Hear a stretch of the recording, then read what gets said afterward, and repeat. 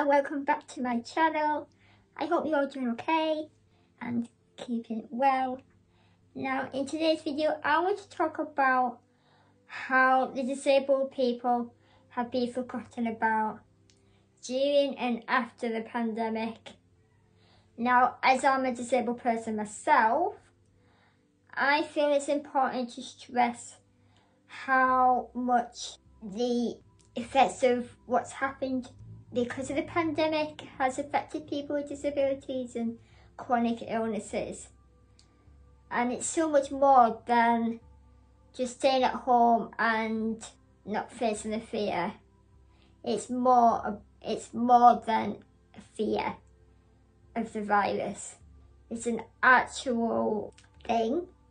People have genuine reasons to be anxious about catching this virus and how we feel like we have been forgotten about, because we have. Recently, the BBC carried out a survey and they surveyed 3,350 people. Now, the results may be shocking to some people, but they're not shocking to me, but it's disheartening. So out of the 3,350 people surveyed, 2,604 disabled people have said their mental health has deteriorated. 2,427 people said that their disability has deteriorated. 683 people have said that their appointments cancelled or they were unable to attend, and 241 of these people have not left the house at all since the beginning of the pandemic. Young people with autism who had attempted to commit suicide because they could no longer cope with the drastic changes. Others were isolated and alone. The support networks had gone or stopped. Access to healthcare was a huge issue. A family have told that care had been almost stopped for their disabled daughter, while her father, who had COVID, was offered a range of treatments. Nikki Fox, a disability correspondent, had observed all the people that we spent time with over the past few months share their own heartbreaking stories. Considering everything that they've had thrown at them this past year, they have managed to get through it the best that they can, almost entirely on their own. But what really hit me is that none of them had kept a who had it worse during COVID scorecard. Yes, they all pretty much described themselves in one way or another as the forgotten ones, but they're all incredibly measured and understanding of the fact that the pandemic has touched us all in many different ways, disabled or not. Scope, which is a leading disability charity in the UK, has said the BBC's findings confirm the government's failure to provide support for disabled people throughout the pandemic.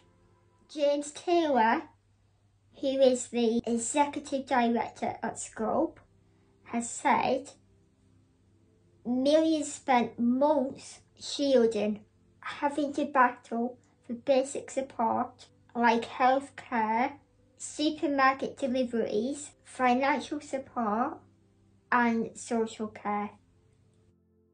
Horrifying reports of DNRs, which, if you don't know what that means, it's do not resuscitate orders, are being in place on people without their consent, left many fearing they'd not get treatment if they caught the virus. The government must take bold action now to put disabled people at the heart of the recovery and end the growing inequality. Every disabled person or family of a disabled person will all have a story to tell. And for me, my story, I was supposed to have appointments and they've all been delayed at one point or another. There's been restrictions on when I've been to have tests done, and I've had to fight for me to have what I needed to support me in my appointments, which is stressful, which is anxiety inducing and upsetting.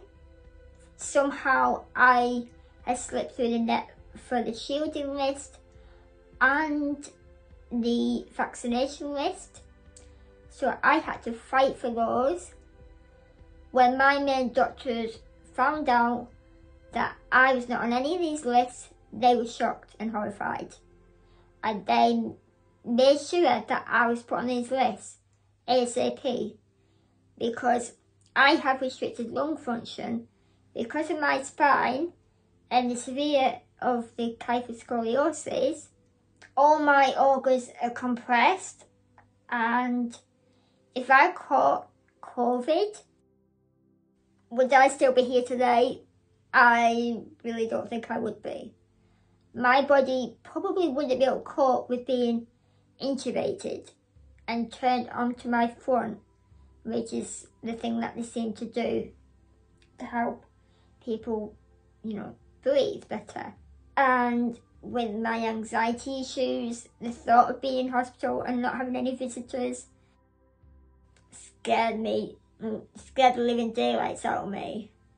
I've not had any physiotherapy.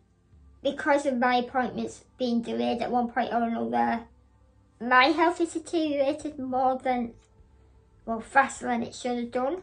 I get that it's difficult for healthcare providers to carry on when they're under such strain, and my heart goes out to them.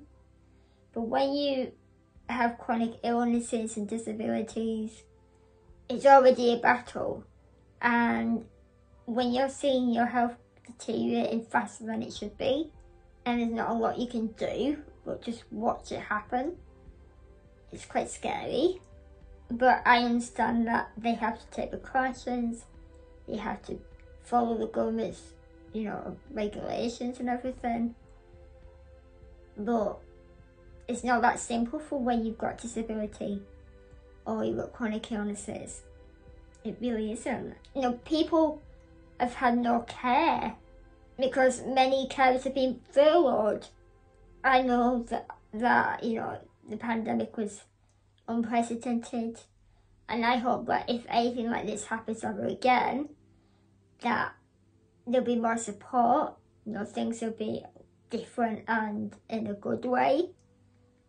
I will say that I've gained a new social worker during the pandemic, which before the pandemic started, I was told I no longer had a social worker. But then I had a phone call one day, and now I do. And she was checking to make sure that I had everything I needed. Luckily, I've got my mum and dad, and my mum can stay at home with me, and my dad was able to go out and get the shopping and everything. But if I hadn't had my mum and dad, goodness knows what would have happened to me. Especially as I was slipped through the net of the shielding list and the vaccination list. Really worrying, really scary thought. But I'd like to think that we are coming through the other side now, and I do hope that the government take note of what Scope and the BBC are finding and raise an awareness about, because something needs to be done drastically. Things can't keep going on the way they are. For disabled people, it's hard enough.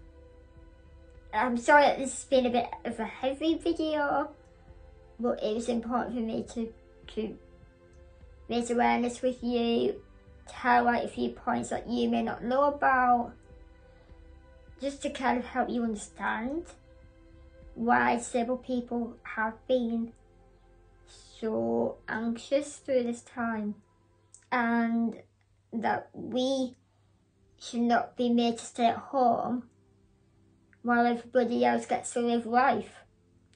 Many disabled people, those with chronic illnesses, have families to look after. They have jobs. That kind of leads me on to the new easing of restrictions. Is it too soon? I think it is, because there's plenty of people out there that cannot be vaccinated for whatever reason, medical reason. People should still wear masks. They're not the nicest things to wear. I struggle wearing my mask. It triggers my chest pain, makes it hard for me to breathe, but I still wear one, not just for myself, but for other people. If you can, please keep wearing your mask. And if you can get vaccinated, please get vaccinated.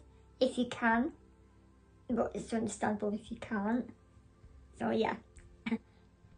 Such a heavy video. I always try to be as positive as I can be, but sometimes things aren't always positive.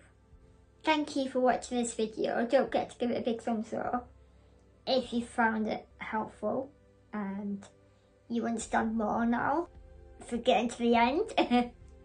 If you're new to my channel, don't forget to subscribe and click on the notification bell so you don't miss any future uploads.